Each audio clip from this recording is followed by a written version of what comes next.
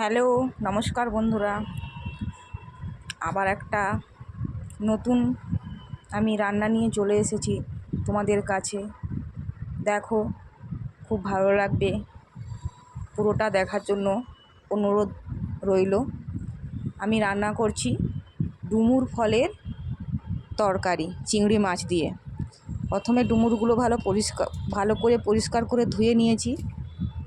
এরপর ধুয়ে নেওয়ার পর আমি বঁটিতে মাছ বরাবর দুভাগ করে নেব। সবগুলোকে দুভাগ করে ভালো করে কেটে নেব। তারপরে দেখো, চামচের সাহায্যে ওর ভেতরে যে দানার মতন হয়, দেখো পোস্ত দানার মতন, ভেতরে যে পোস্ত দানার মতন হয়, ওই দানাগুলোকে আমি চামচের মাধ্যমে সব একে একে করে সুন্দর করে পরিষ্কার করে নেব। খুব সুন্দর করে পরিষ্কার হয়ে যাওয়ার পর আমি ওগুলোকে আবার অনেকবার 7-8 বার ভালো করে চটকিয়ে খুব ভালো করে ধুয়ে নেব। দেখো কত সুন্দর ধুয়ে নিয়েছি, একটাও কোনো দানা নেই ভেতরে, পুরো একদম পরিষ্কার, কোনো আঠাও নেই, কোনো দানা নেই, কিছুই নেই। এরপরে আমি সেদ্ধর জন্য আলু আর ওই ডুমুর ফল কাটা, তার সাথে নুন আর হলুদ দিয়ে আমি সেদ্ধ করে নেব। সেদ্ধ হয়ে যাওয়ার পর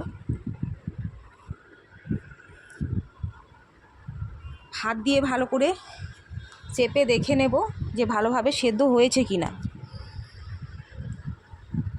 তোমরা যদি না এই ডুমুর ফল খেয়ে থাকো, একবার ট্রাই করতে পারো, খুব সুন্দর খেতে। চিংড়ি মাছ দিয়ে, কাঁকড়া দিয়ে, মাছের মাথা দিয়ে রান্না করা হয়।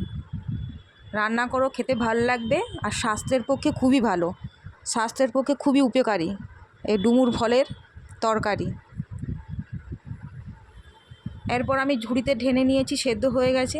এরপর তেল গরম করতে দিয়ে আমি তেলের মধ্যে খানিকটা চিনি দিয়ে দিয়েছি, যাতে আমার কালারটা আসে।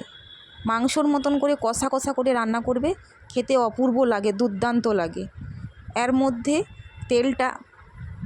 চিনিটা লাল লাল হয়ে এলে ওর মধ্যে আমি ফোড়ন দেব গোটা জিরে আর 2-4টে শুকনো লঙ্কা।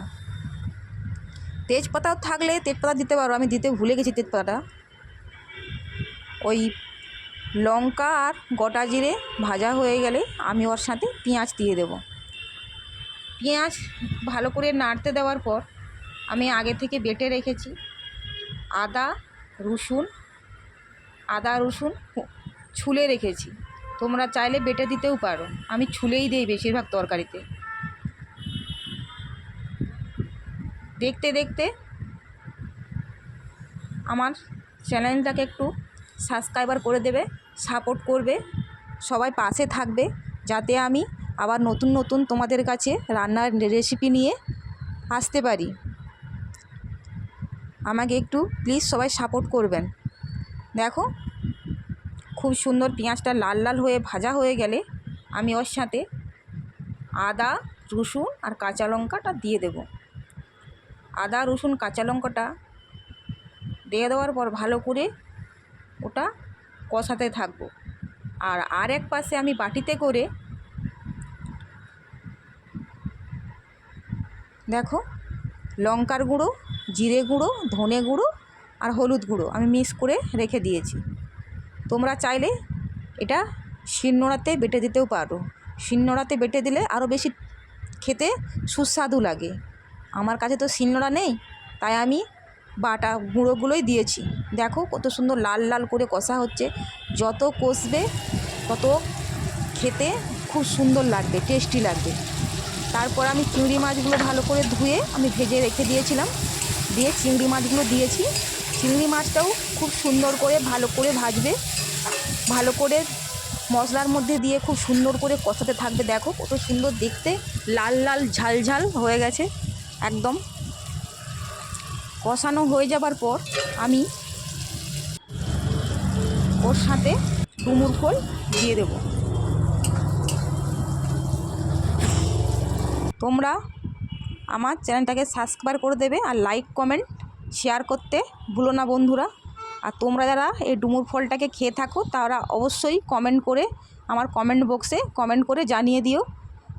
তোমরা এইভাবে খাও না অন্য কাঁকড়া দিয়ে খাও, কেউ মাথা দিয়ে খায়, মাছের মাথা, ইলিশ, এই সময় তো ইলিশ মাছ রয়েছে, ইলিশের মাথা দিয়েও খুব সুন্দর খেতে টেস্টি হয়। আমি চিংড়ি মাছ দিয়েই করেছি। দেখো আমি ডুমুর ফলগুলো দিয়ে ভালো করে খুব কষাতে থাকবো। দেখো কত সুন্দর কষানো হয়ে গেছে আমার, কষা হয়ে গেছে।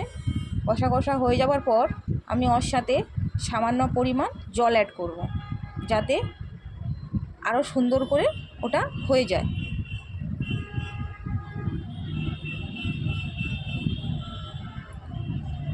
জল দেওয়ার পর ভালো করে ওটাকে আরও আমি 10-20 মিনিটের মতন ফুটতে দেব।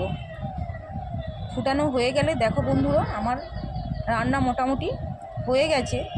আমি গরম মশলার সাথে অ্যাড করছি, তোমরা বেটেও দিতে পারো গরম মশলা, গোটা গরম মশলা বেটে দিতে পারো। আমি দিয়েছি সানরাইজের শাহি গরম মশলা। খুব সুন্দর গন্ধ বেরিয়েছে, দেখো লাল লাল হয়েছে, পুরো মাংসর মতন কষা লাগে, খেতে খুব অপূর্ব দারুণ লাগে খেতে। তোমরা একবার বানিয়ে খেও, অবশ্যই তোমাদের ভালো লাগবে। ভালো লাগলে লাইক কমেন্ট শেয়ার করবে, আর দেখতে দেখতে চ্যানেলটাকে সাবস্ক্রাইবার করবে। দেখো বন্ধুরা কত সুন্দর আমার রান্না কমপ্লিট হয়ে গেছে। সবাই ভালো থাকবে, সুস্থ থাকবে। নমস্কার।